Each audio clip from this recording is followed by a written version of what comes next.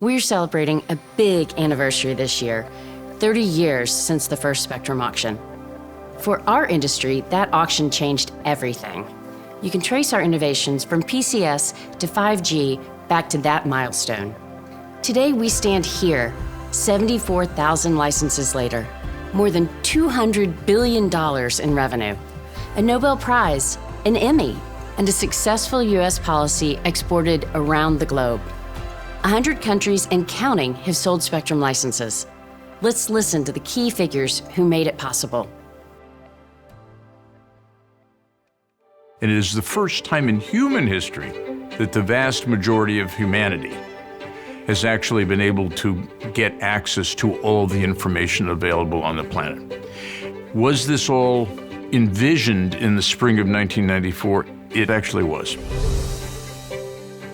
I first discovered the wireless industry when I was part of a group that won some spectrum in the FCC's dumbest way ever of allocating spectrum, and that is by lottery.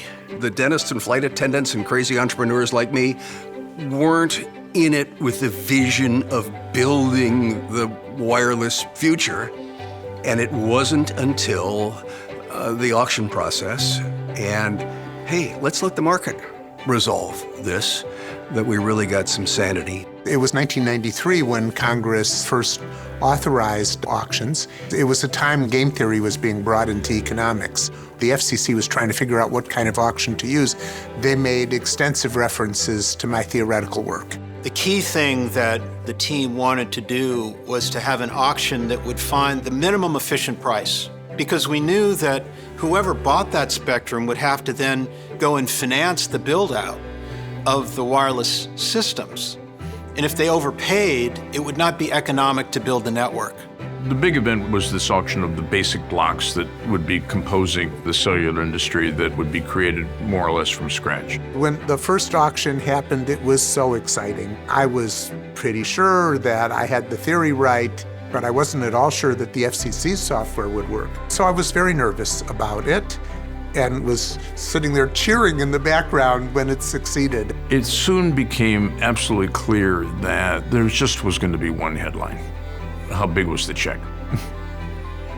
So you just had to embrace that. It was ironic, maybe paradoxical, because the goal wasn't to get the most amount of money, but it was a big check. The policy result was extraordinary. Rapid deployment of digital wireless competition and a dramatic reduction in prices, enabling millions of consumers to adopt the technology in a very brief period of time.